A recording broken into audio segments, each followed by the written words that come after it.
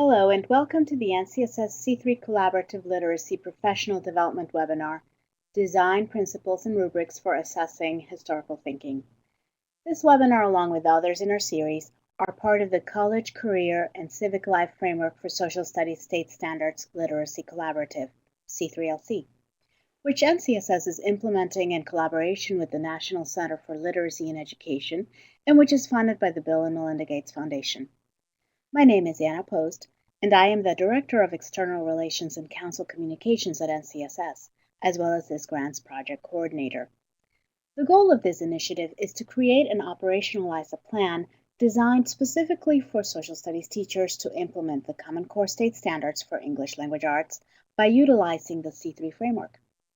This webinar is produced in conjunction with an in-depth investigation that can be accessed by C3LC project teacher groups at the Literacy and Learning Exchange site. Non-project participants will also be able to access the project activities and learning modules at the Exchange site or at the NCSS C3LC webpage. Links to these web locations will be provided at the end of the webinar. We are so pleased to have Dr. Bruce van Sledreit doing this presentation today. Without further ado, I want to turn now the microphone over to him so that he can begin his presentation. Hi everyone. To minimize echo effects, you can't speak with me directly, but I can certainly speak with you, and that's what I'm here to do. Title my presentation for this webinar is Design Principles and Rubrics for Assessing Historical Thinking. It's a little bit misleading because I'm not actually going to have time to get into the rubrics part of the title specifically, but I am going to try to talk at some length about design principles, and I will allude to the rubrics, but the investigation itself that Anna just described to you, and you'll see some links to that investigation at the very end of my presentation tonight, will show you how you can access the larger investigation, in which I do a lot more discussion about rubrics, because I think they're, as I'm sure most of you know, are pretty important to this work. I am professor of history education research at the University of North Carolina, Charlotte, and I have spent most of my career either teaching secondary social studies, history in particular, and then as an academic at first at the University of Maryland and then now at the University of North Carolina, Charlotte, studying how kids learn history, and from the elementary grades all the way up through high school, and then studying teaching practices and curriculum and trying to think about how those things fit together to improve the quality of history education for students. So my background and expertise is especially obvious in the area of historical thinking, and I realize some of you are more general social studies teachers and might be quite interested in some of my ideas for other social studies subjects, and I think that they're certainly relevant, and I talk some about that in the investigation, but I'm going to focus especially tonight on historical thinking, and I'm going to focus on these design principles in particular. So I'm going to take you through a series of slides, and along the way I'm going to pause occasionally and see if you have any questions, and if you do, I'd love it if you would put those in the chat pod over in the on the right hand column, and I will try to synthesize those as I go and respond to as many of them as I can. I'm also going to be watching the time pretty closely because I want to finish at 7:30, because that's the allotted time, and our time is very valuable. So let's begin.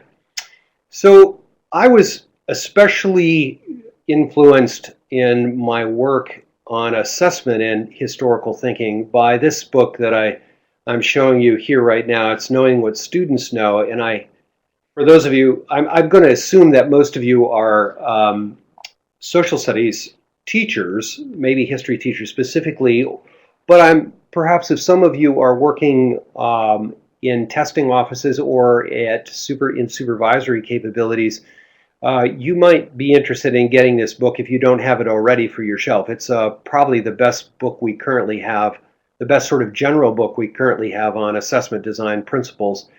And I want to talk about what I mean by assessment design principles just very briefly.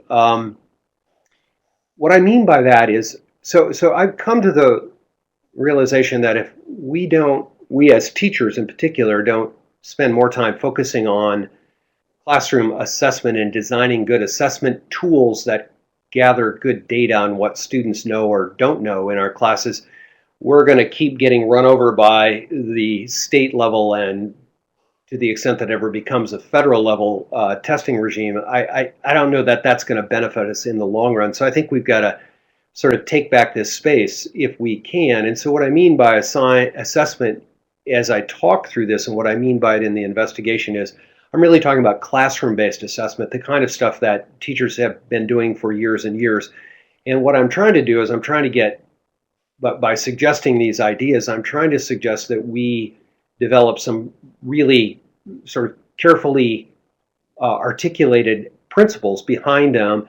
And if we can share some ideas around that and develop some understanding of them, I think we can design better assessments than what states have currently developed. So that's sort of what sits behind this for me. And a lot of this work comes out of a book that I published last year called Assessing Historical Thinking and Understanding Innovative Designs for New Standards. And so if you happen to have that book, you may already be familiar with this work. If you don't have it, of course, I'm going to be shameless here and promote my own work.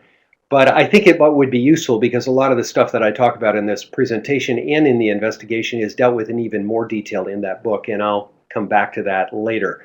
So here's this knowing what students know, the science and design of educational assessment. It's a National Academies book, which was paid for by the federal government, and it represents some of the best scholarship I think we have currently about designing classroom-based assessments based on principles. So one of the first things that they talk about, and this is something I think has been very influential, at least in the ways in which I conceptualize what assessment looks like, is this notion of the assessment triangle.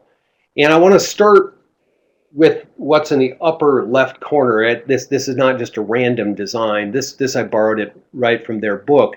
And they begin with the idea of cognition, and I'm going to elaborate on these in just a minute. And then they move to the idea of observation, and then to interpretation, and then back to the idea of cognition. And so it in effect revolves around the triangle, and you have the three corners as pillars: cognition, observation, and interpretation. So let's take a look at what those involve. So the first, if we begin with the idea of the first design step, then if we begin with that assessment triangle, is the notion of cognition. So what is that? Well, that's working from a learning model of the practice of historical thinking. And I'm just going to use the acronym HT here. But what I'm talking about is that we need to have a model about how kids know, say in this case, history, if we're able to develop good assessments. Without a learning model, and I think that's actually what's quite missing from what states typically do by way of assessing, say, history or civics or geography, is they don't have a very good working learning model in place because we don't have necessarily good research that we need to be able to describe what that learning model looks like. I think in history, we are developing one of those learning models. I'm going to try to entreat you to one of those tonight for a few minutes, and then I want to take you from there to the idea of developing some assessment tasks, which is the observation piece. So that's what I mean by the learning model. It's the cognition piece in the assessment pillar triangle. The second part of that is observation, which is building tasks and performances in order to observe historical thinking in action among students. And again, I'm just referring to historical thinking because that right now is where we have one of the better learning models. And every day, folks in the field are trying to build better learning models in the other. So the C3, for example, takes on geography and civics and economics. And I think people are working right now to build models in those fields. Geography is, we could probably build a pretty good assessment, a set of assessments in geography because I think we have a pretty good understanding of how kids learn geography. The third pillar is interpretation, and what's meant by that is using rubrics to understand the evidence that historical thinking we see in the nature of the tasks that we design. What those rubrics help us do then is make systematic sense of the evidence of what kids are learning, and then that takes us back to inform whether or not our learning model is working for the students. So it's recursive in that sense. So here's one model. This is, again, the cognition pillar. Here's one learning model for history education that's been developed out of roughly 4 decades of work, of research work in the field. So at the very top, I'm going to read from the top on down, we begin with historical questions. Rather than begin with a narrative of as though that already answers the questions, we begin with questions for the students. Then there's that little sort of oval-shaped piece in the very center, right under that top arrow, that where those 3 other circles intersect. And that's the area in which we spend a lot of time teaching our students. So we teach them about these procedural concepts, we teach them thinking strategies, and we use resources for thinking and investigating in that process. From that interaction, students then can develop evidence-based claims, and then they can communicate the understandings they've developed to others. That's what we want to assess. So the learning model helps us to get a grip on what the questions we might want to ask. They become part of how we then help them use procedural concepts and thinking strategies and resources for thinking. That helps us decide how to bring those pieces together. That enables the students then to make those evidence-based claims and communicate their understandings, and then we're allowed to assess it. In the arrows on the right-hand side of this slide suggest that, again, this recursive process, the understandings that we get from assessing help us see whether or not we're doing a good job of using the procedural concepts, thinking strategies, and resources to help kids learn how to think. So I want to just pause for a minute here just to note that those, if I can just go back a minute, this model actually overlaps quite nicely with the 4 dimensions in the C3 document. So dimension 1 has to do with questions. Dimension 2 has to do with thinking and evidence and the use of tools to assist students with that, with growth in that dimension. Evidence 3 is having the students generate evidence-based claims. And then dimension 4 is communicating understanding. So if I toggle back and forth, I think you can see the influence of the C3 relative to the learning model. So in that sense, I think the C3 is a very helpful document in getting a grip on what these different kinds of pieces are in the learning model. And they align quite nicely with these 3 dimensions. So let me unpack this classroom learning space. I've taken those 3 intersecting ovals, and I want to talk about that a little bit. So the animating historical question that we began with, plus these 3 particular components, enable historical thinking, and that gives the students ability to say they understand something about the past. So that's the space that we teachers work in. We are teaching our students how to think about and use procedural concepts. We're teaching them thinking strategies, and we're giving them sources and materials in which they can do that work. So procedural concepts, what are they? Let me unpack this a minute for you. And so here's a list. Accounts and sources. One needs to know what an account is as a concept in order to make sense of it. One needs to know how to identify it, who to attribute it to, who that author is, and what perspective that account or source contains. Evidence. Evidence is an absolutely crucial concept in history. Well, it's crucial in a lot of different social studies subjects, but it's particularly crucial in history. And so we can ask, how does an account become evidence? So those two pieces there are absolutely central to the work that students need to learn to do in history in order to be able to think about it and make claims to understand the past. Reliability is another, historical context is another, historical significance yet another, and certainly the idea of causation. So this is just a short list. There are others as well, but these are some of the key things that I think we would attend to when we think about assessing procedural concepts, and I'll get to that more in just a second. So what are the thinking strategies? And I think this is probably familiar to many of you. There are, let me go back. There are reading closely and carefully, rereading and analyzing, which the word interrogating text should go on the other side of the bracket there. My apologies about that. It didn't quite turn out the way, in the translation to the webinar, it didn't quite turn out the way I'd liked it to. Synthesizing, corroborating evidence, contextualizing, judging reliability of evidence, and making evidence-supported claims and then communicating those claims are all part of the thinking strategy oval that I showed you in 2 slides ago, up there on the right-hand side. So let's move on to sources. So I'm using the term resources here. What are they? Well, in the case of history, there's a list that would look something like this, and this is certainly not an exhaustive list. It just gives you some idea of what kinds of examples we draw on when we teach and use resources and source material to help kids think about history. So I've unpacked some of that learning model for you and showed you some of what I consider to be its most important components. So I want to take a minute here to review where we are so far.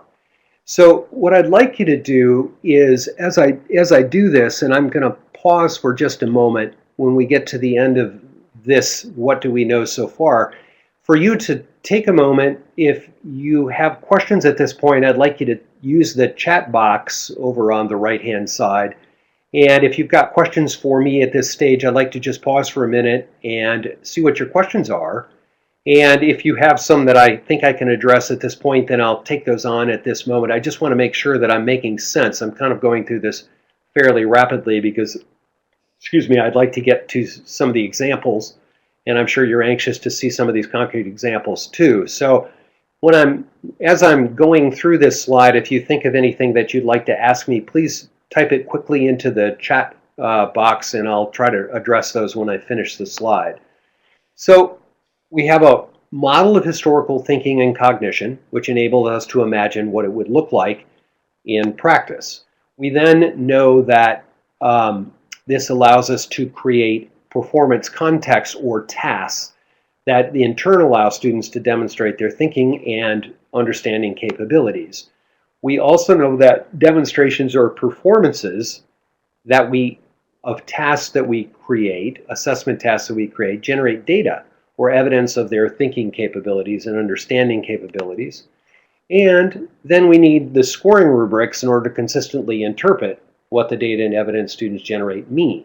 We don't have scoring rubrics, or at least consistent ones. It's a sort of a crapshoot to figure out what they're doing. The evidence then tells us how we can change our practice to improve learning in history.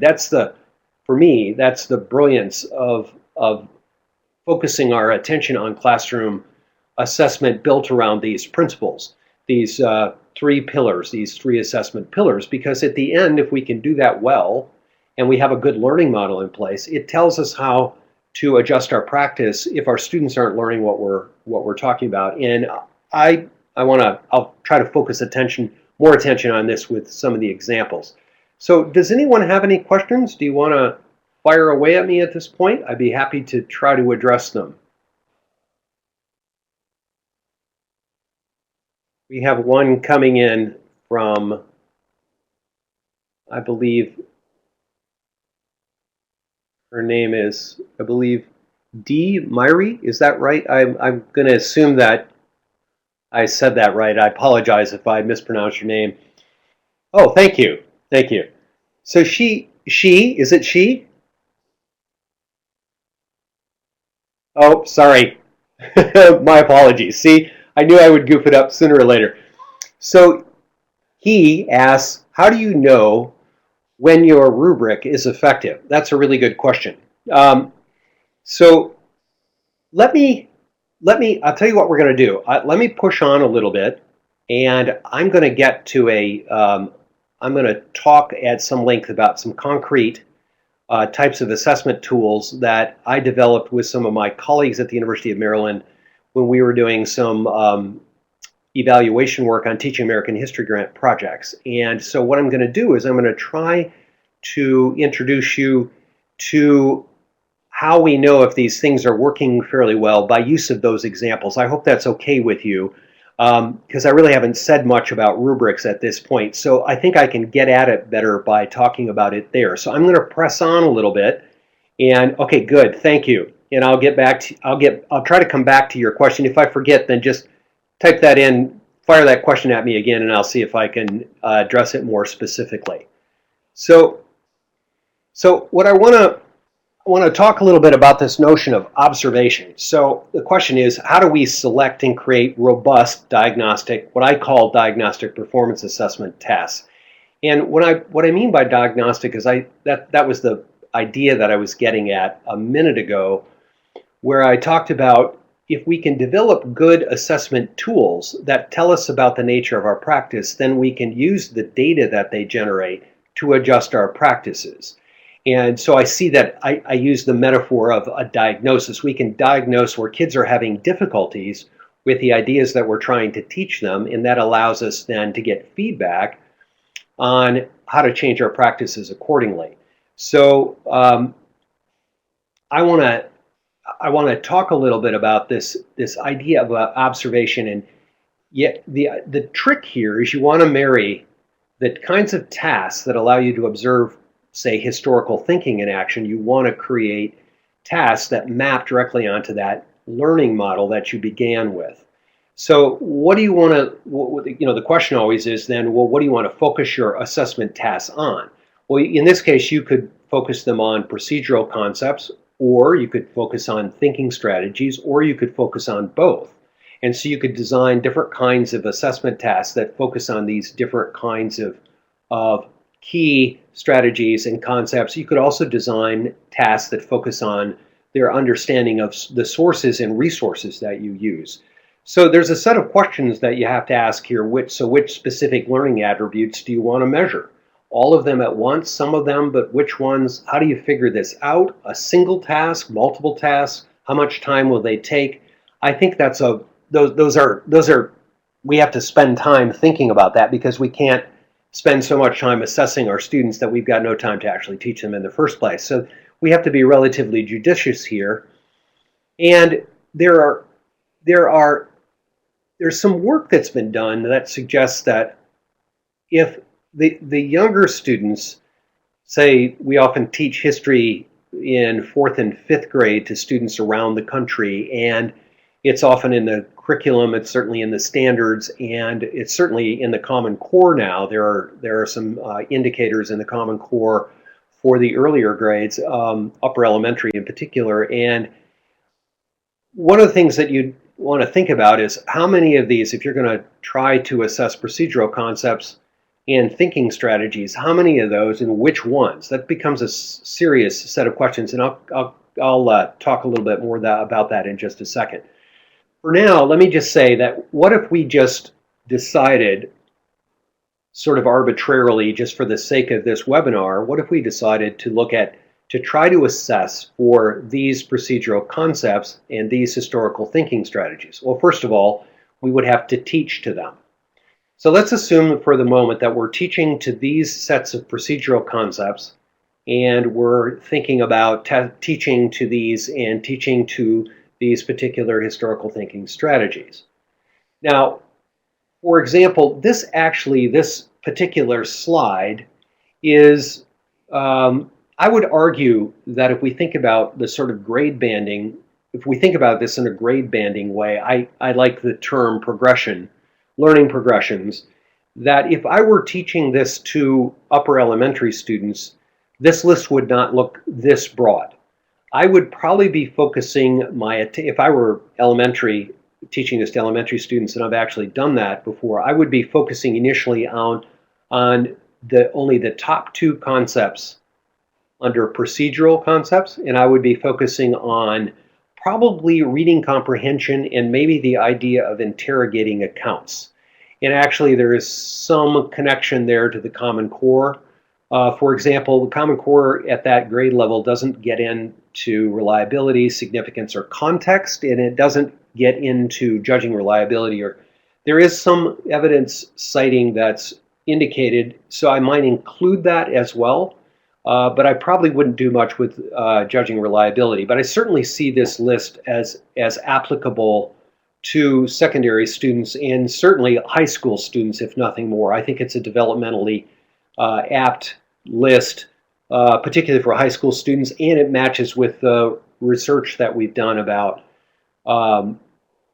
Yeah, I mean, I know there are many exceptions to the rule that I'm suggesting, but there is some evidence to suggest from the research that we've done that high school students can handle these ideas if they're taught specifically. So let's just imagine for the moment that we're going to stick with this list. This is what we're going to try to assess, because this is what we're going to try to teach to. So these are just 3 examples of types of performance tasks that you can develop and use with your students in the classroom. What I call weighted multiple choice items, single account interpretive essays, and document-based questions. We're all very familiar with document-based questions, I suspect. They've been part of the advanced placement history program for several decades, but I think the weighted multiple choice items are relatively new. There are a lot of people that I talk to about them have never heard of them before. Some of you perhaps have heard of them because you've looked at my work or heard me talk about this at NCSS or elsewhere. So I think they're complex and they're difficult to write, but I think they do some quite beautiful things for us as teachers. So I want to focus the rest of my attention on them. And I think what they end up doing is they have embedded rubrics. So I'll get back to Mr. Myrie's question about this, about the nature of rubrics and whether they're effective or not, via a look at these weighted multiple choice items. So I'm going to focus with what time I've got left, I'm going to focus my attention on them. And here's an example. So I'll just read this to you, and then I want to talk about this weighting scheme. So historical investigators judge the reliability of a primary source by, and you've got 4 options. In a typical multiple choice question, there is 3 of these options are incorrect, and only one of them is correct. So the job of the student is to figure out which of these is the correct one. To put it sort of crassly, one could say that he or she has a 25% chance, if they guess, of getting this item right. The weighting scheme, that I've come up with for this, me and my colleagues at the University of Maryland, that we came up with this, is to invert that, turn that sort of upside down. So if you look at my weighting scheme, if you look at the point scores that I give, A is worth 4 points, B is worth 0, C is worth 1 point, and D is worth 2 points. And I know this is a bit controversial, but bear with me for a few minutes while I take you through this, because I want to show you what these items do. And that's what's most important to me, what they do, not because they're controversial, but what they do.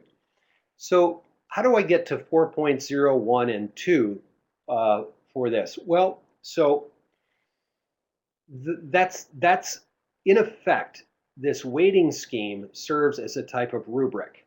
And I'm going to try to unpack that for you a minute via this illustration. So let's first of all, let's talk about what does this item assess? So let me go back.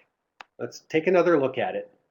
Historical investigators judge the reliability of a primary source by assessing how it is situated within its historical context, measuring its claims against present-day standards, comparing it to secondary source accounts, or identifying the source author's political allegiances. So if you're studying this item carefully, you're probably already deciding that this is a pretty difficult item. And it's difficult because students have to really read it carefully. They have to try to sort out the best of four options here, with only one of them being incorrect. So, but what does the item itself assess? So here's what I think it assesses. So if we go to the C3, if we look at that document, if you look in dimension 4 under D4 1.1.9-12, so grades 9 through 12, it assesses this particular indicator. Construct arguments using precise and knowledgeable claims with evidence from multiple sources while acknowledging evidentiary weaknesses. So if we go back to the item, you're asking students to do pretty much that very thing because you're asking them to deal with the question of reliability. So they have to judge and acknowledge evidentiary weaknesses and draw from evidence from multiple sources in order to do so. The Common Core, RH.11-12.8, the indicator reads, evaluate an author's premises, claims, and evidence by corroborating or challenging them with other information. So I think to achieve either of these indicators requires the capability to judge the reliability of sources as evidence to make claims within the historical context in which they were authored.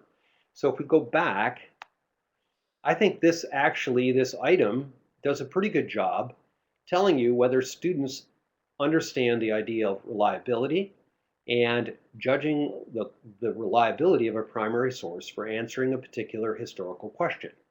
And so I would argue that my weighting scheme, by placing 4 points for assessing how it is situated within its historical context, is the best of the four options here. I think B is wrong. Measuring against claims against present day standards is wrong. I don't think that that's going to get you anywhere in judging the reliability of this document because judging it against present day standards is misleading at best. Comparing it to secondary source accounts, there's nothing wrong with that response. However, A, in my judgment, is better. It's a stronger response to this particular prompt, but it is not incorrect, so I give it 1 point. And D, identifying the source author's political allegiance, I think would be very useful in judging its reliability for answering question. So I give that 2 points. So this is my scheme. You could play around with it if you wanted to. And so here I define in this particular scheme, this is my rubric in effect, 4 points. If the 4-point answer must be clearly the best response given the prompt and relative to the other options. The 2-point response is acceptable and correct, but not as strong as the best option, yet more acceptable from a historical thinking perspective. See the learning model. So you go back to the learning model, then the 1-point option. And the 1-point option is technically correct, but clearly weaker than 4 or 2-point options. The 4th option is patently incorrect given the prompt. That's my rubric. So the question is, if I go back to Mr. Myrie's question, how do I know whether this is effective? Well, I have to use this item and I have to see how my students respond to it. And if my students consistently pick, let's just say hypothetically, they consistently pick the C response, and I really want them to pick the A response. So they get some points because it's not altogether wrong, but the A response is stronger. So a couple of things could be happening. Either the item itself is poorly written, and trust me, I've written many poor ones, and I've had by pilot testing them, by using them, and by having my students actually talk to me about how they understand the item, I can change the item, develop it to make it work better. So in that sense, I actually understand whether the rubric is working if I talk to my students about it. So that's one way to get at that. It's possible, it is possible that I also didn't teach my students very well the A response as being the better of the four in this list. And somewhere along the line, I gave them, perhaps unwittingly, or maybe I just wasn't on my toes that day, I gave them the idea that comparing it to secondary source accounts was the best answer. And so a lot of my students are picking that C response. That's a teaching problem. I need to work harder at changing my practice. If I want the A response, I need to work harder on that. Or it is just that my students aren't paying attention in class, which is also probably a teaching problem. In which case, the rubric is probably fine. If I can go ahead here, back to this rubric, my rubric is probably working, but I won't know unless I talk to my students about it. Now I'm talking here specifically about testing my rubric against what my students say about it. So I would need to spend some time in class going over these particular, the way I score these. I would have to make that transparent to my students. I can't stress enough how important that ends up being. And in the book, in the Assessing Historical Thinking and Understanding book, I make a very, try to make a really clear argument about how important it is to try to make your rubric systems as transparent as possible. And I think we already know that that's good practice. It's a little bit trickier here because you can't tell them what the weighting scheme is in advance because that would obviously give it away. So you have to spend time then unpacking these items with them afterwards and talking about how you scored them. One of the things I say in another book that I wrote about this, where I give some illustrations and I reiterate that idea in the assessing book. Oh, I see your comment here. I'll get this back. I'll get back to that in a second. The the discussion that you have with students actually is very useful to them also because they begin to understand that the way this weighting system works, and it forms a rubric, and it also helps you get some feedback about whether or not the item is working the way you want it to, and or they're just picking the wrong answers. So yes, I would argue that some qualitative data, that is a conversation that you have with your students around this, ends up being a really important issue that you want to take up with them. My argument would be that the more you do that, and we saw some evidence of this in the work that we did, the more you do this with students, the better they understand the way the rubric works, the better they read the item themselves, each item carefully themselves, and the better they get at doing this themselves. And so they're able to ferret out the way that system works. And that the rubrics tend to work much better than they did perhaps at the beginning. I see another comment come in, so I'm going to pause a second to wait for that before I move on.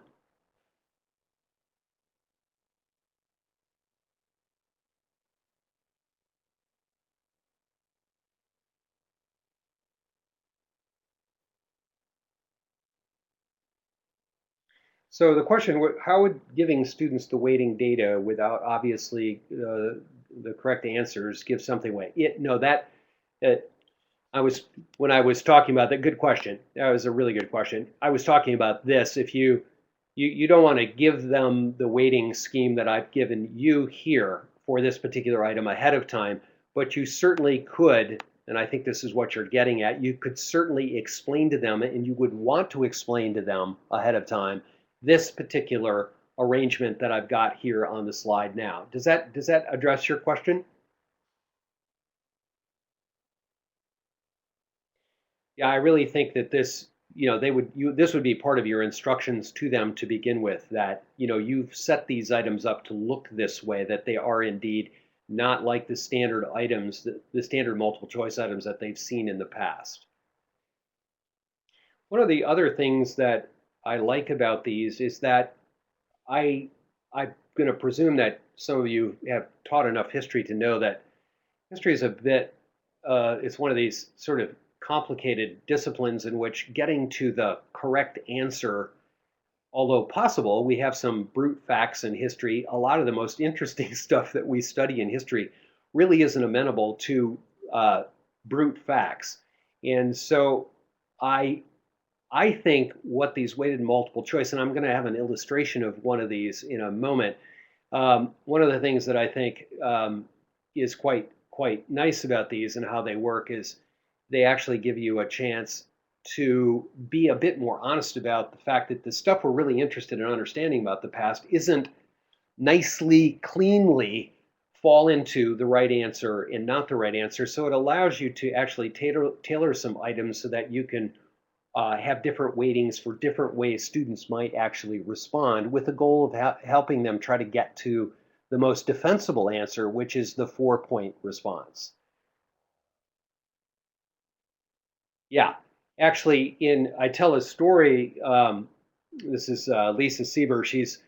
I tell a story in both of the previous books that I wrote, the 2011 and 2014 book. I tell a story about how the teacher actually makes a practice of allowing his students to debate his. In the case of the 2011 book, I talk about him. This is my teacher, Becker. He allows his students to come to him with arguments about why they think his weighting structure is incorrect. And what I'm thinking there is that, and I've done this actually with my own students, that what they do is, again, you can get some frivolous wastes of time doing that because they come with all sorts of sort of strange ideas about how to try to get underneath this. And so what I have, what my protagonist Becker does is he tells the students, if you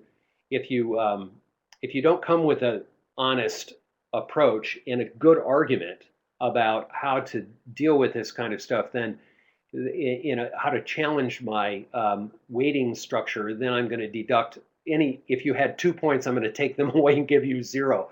So I mean that's one strategy. But I think what happens for students is it gives them a chance to argue a bit about the weighting scheme and defend the ways in which they respond to these items, which is all a part. I see those as very powerful teachable moments.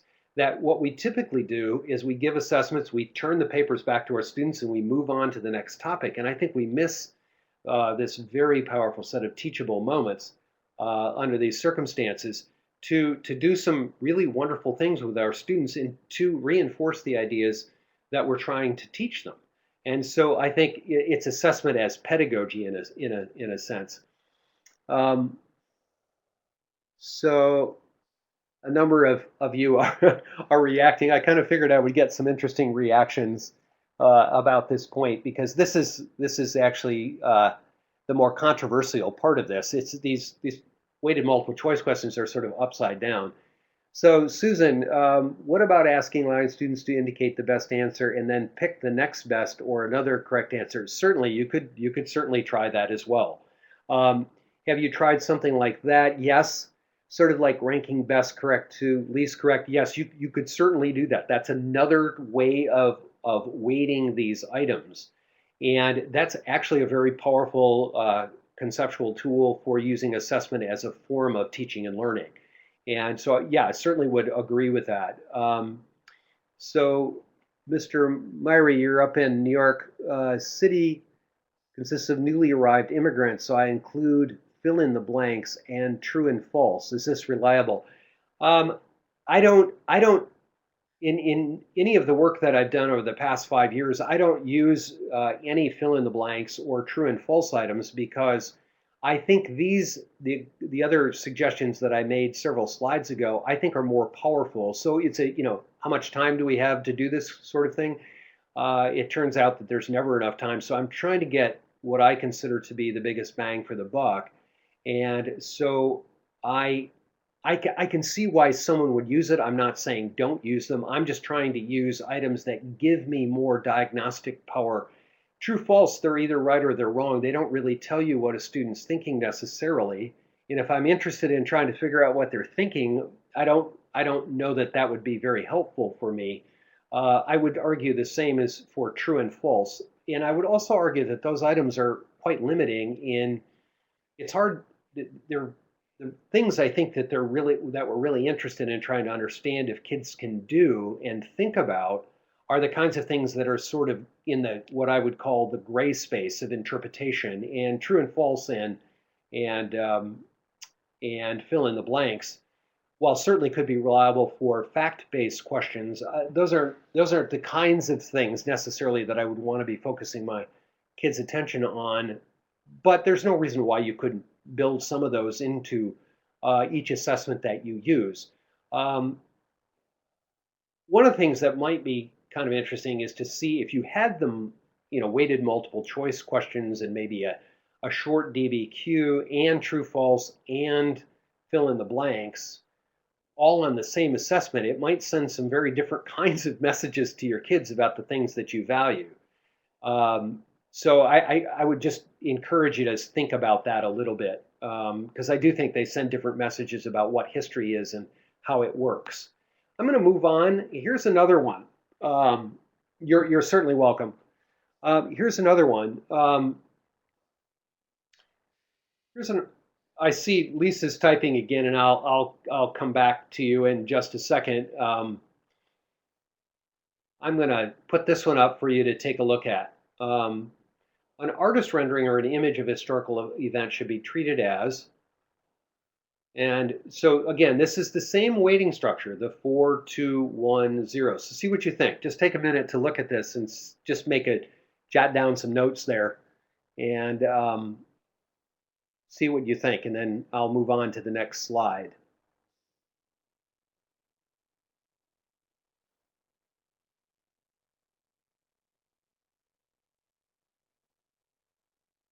So here's what you can do. So I built this into the investigation, and I have a number of these examples in here, and I don't know if I'm going to be able to get through them. I can just take you through them briefly now, but I've built several of these into the investigation, and it's the second engagement, and I suggest that I provide an example like this one, the artist rendering example, and then I suggest that perhaps you could work with colleagues to think about what does this item actually measure, and then you kind of take a stab at what you think the weighting structure is and try to work out a rationale for that. And actually, some of these are right from the Assessing Historical Thinking and Understanding book. So you could actually, well, you can always email me and ask me what my weighting structure was to see how it compared with your own. So Lisa asks, how about materials in their native language? I would be glad to help. Yeah, I think that's for Mr. Myrie. I think that's a great idea too, and I thank you, Lisa, for throwing that in. Materials in native languages, I think, is absolutely critical. I think source materials that you use. Remember, that was one of the ovals that we talked about earlier. That's part of the space that we work in. I think those have to be translated as well and maybe provided in English, and then on the other side of the page, provided in native language. I think it's a really crucial comment. So I thank you, Lisa, for that comment as well. So here's another one. Now let me go back really quick. We're running out of time here, and but notice this item. An artist rendering or image of a historical event should be treated as. So if I jump then to this slide, what does this item measure? I think this measures a historical thinking strategy or skill. And I think it has to do with the issue about I think it also measures a procedural concept such as it indirectly gets at the notion of what is a primary source, what is a secondary source, so what is a source? But I think it also gets at the ability to think about sources as possible evidence. And so I think it's gets at the whole idea of thinking as well. So here you have a relatively straightforward item that can be, as students will take a little longer to do this than a typical multiple choice item. But I think what you can see by doing these is that they offer these wonderful diagnostic, what I consider to be wonderful diagnostic opportunities for you as the teacher. But at the same time, they're relatively easy for students to take in a relatively short period of time, as long as the item is actually worked out well in advance. And again, you do that as a process of developing these. So here's this other one. So how about this one? Mayflower Compact, a premier colonial covenant, is unique in that now you've got, again, 4 options. They're structured the same way. And so you can go at it the same way. But when we take a look at what does this item measure, I think the item measures something quite different. Of course, it measures a level of historical thinking, but it also gets at the idea of historical understanding. So it's not only just about procedural concepts and thinking strategies, that those are things that are measured by items like this.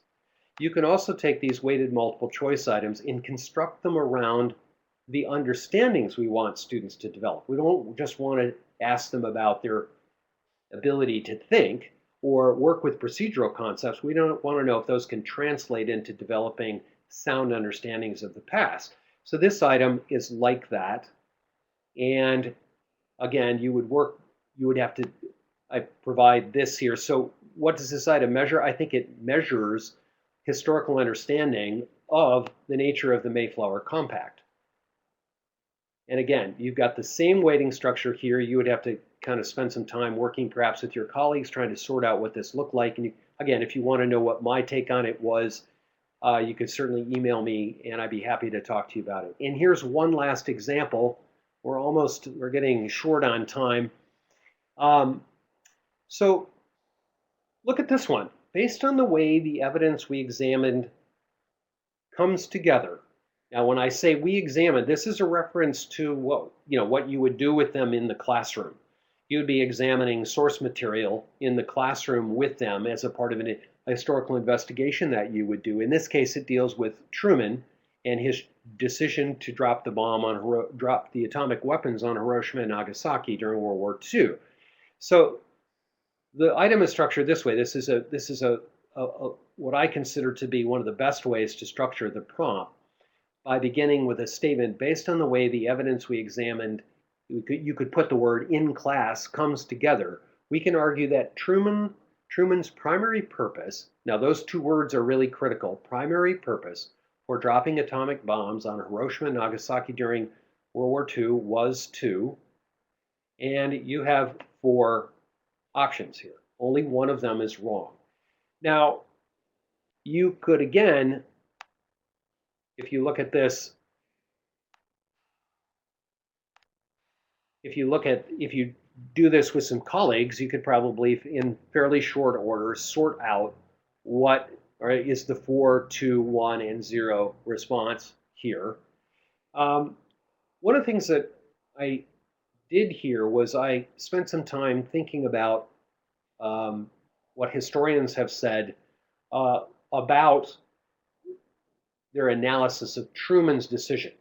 Truman himself actually has never been, he's always been a bit on the vague side. So it's hard to go to Truman. If you've looked at the primary source material, it's hard to go to Truman himself and determine exactly what he had in mind when he dropped the bomb.